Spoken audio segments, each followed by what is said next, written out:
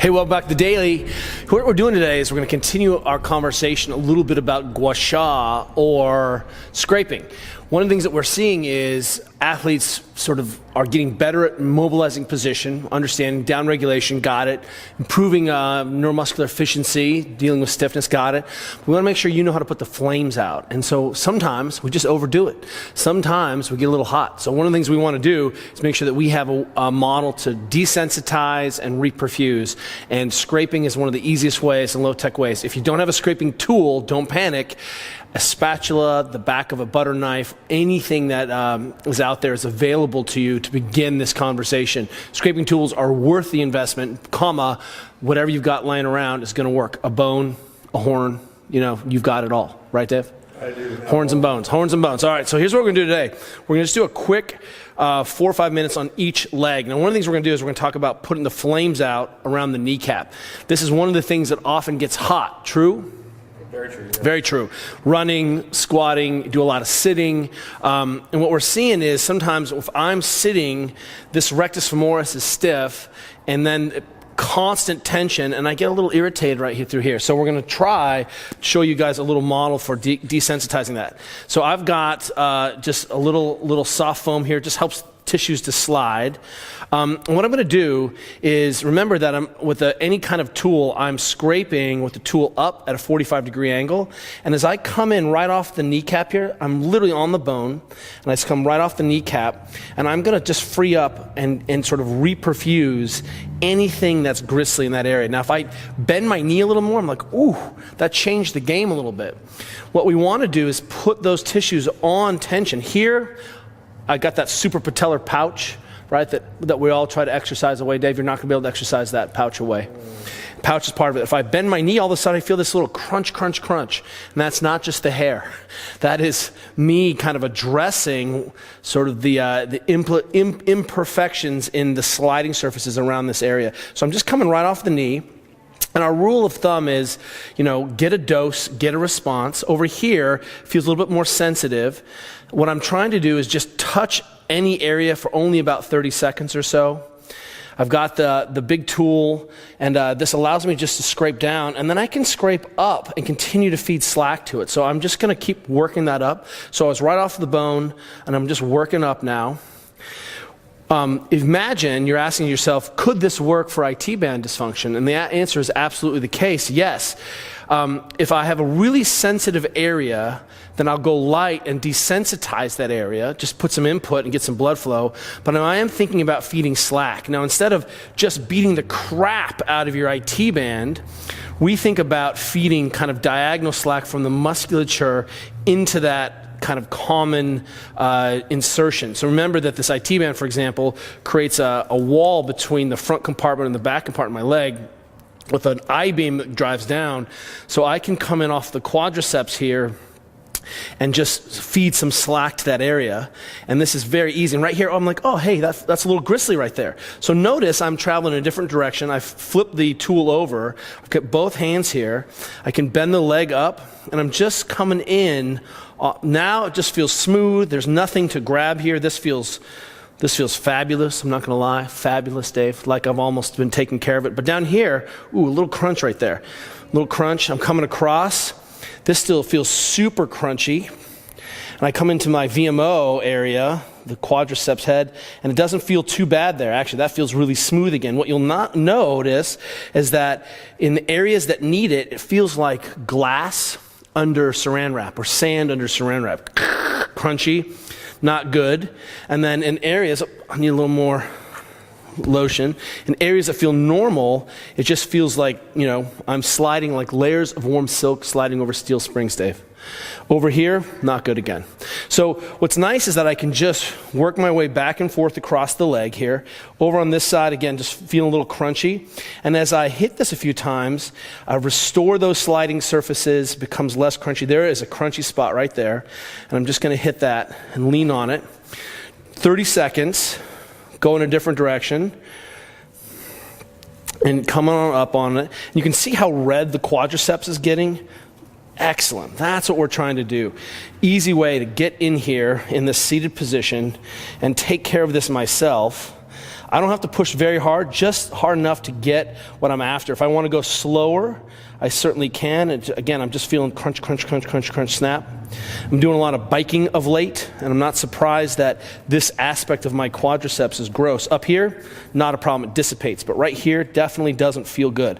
Now you can see I'm starting to get some little tiny marks. That tells me an indicator, petechiae, that I'm starting to work the tissue enough. So if you start to get these little marks here, and it's not really prevalent. I've got a few marks, but the rest of it is just pink, beautiful. That area is treated. Now, working in that upstream, downstream, oftentimes when we see people with dysfunction around the kneecap, we fail to think somehow that the shin is not implicated. And remember, look, if I grab my shin here and pull on the kneecap, see how that skin pulls right over the kneecap there? Still pulling. So an easy way to feed slack would even just be to hit the shin a little bit. So I'm just going to scrape down gently on the bones here, on the bone, and just kind of hit that a little bit, just to get these surfaces to slide. You know, it doesn't take much, just because that's literally skin on bone. But over here in the top of the shin, in this anterior compartment, this is a big vampire of capacity. It's slack that takes up here. So if I can, feed some slack out of that shin compartment, you can see how it pulls directly on the kneecap. And so if I can buy some slack here, I can definitely improve what's going on with the shin. And that actually, that feels great. So how long have we been going, Dave? That's like 5 minutes? Dude, that's it. Boom, other leg. Easy day. I'm going to come over here. Again, we'll start the whole process. I'm always curious about what's going on side to side. So I come in right off the kneecap again, and it feels gristly, feels not beautiful. So I'm just going to scrape up, coming off the edges, right off the bone, right? And that kneecap is called a sesamoid bone. It's a bone that exists in the middle of a tendon.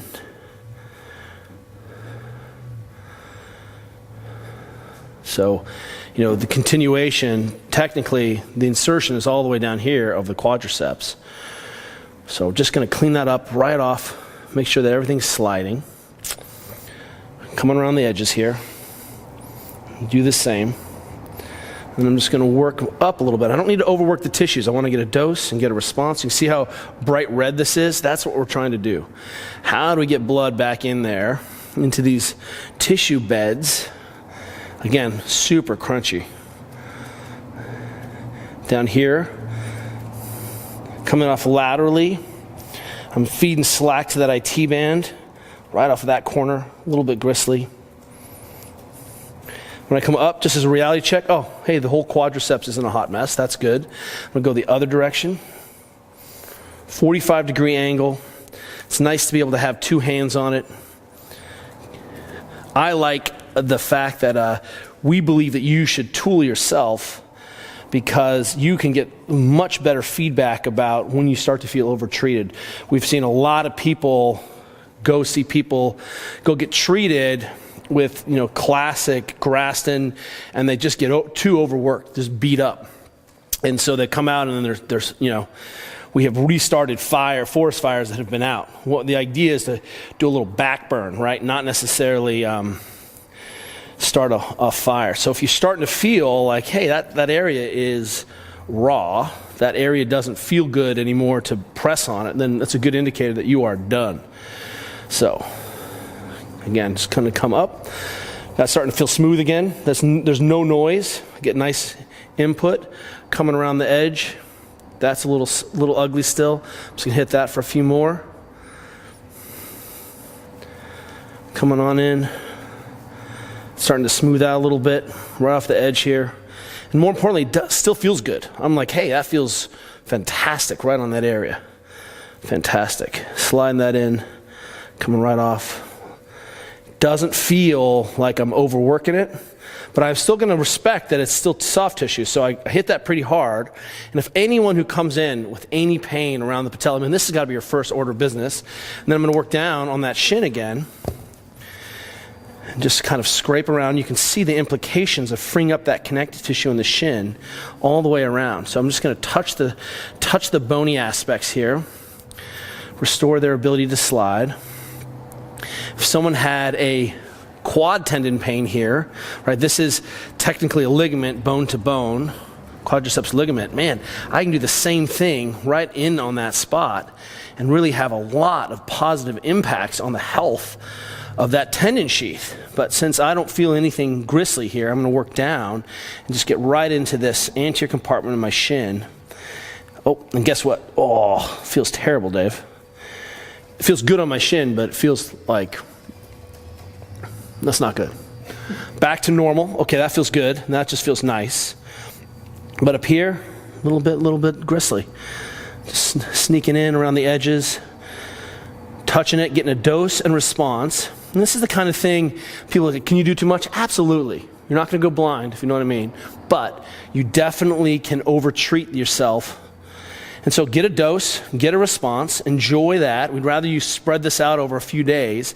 If you went in to go hit it again tomorrow and you couldn't hit it because it was like, oh, it's too tender, then you just did too much. So get a dose response.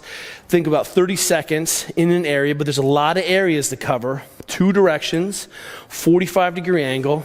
Look at all that beautiful pinkness. Maybe I should squat today, Dave. Better. See you guys tomorrow.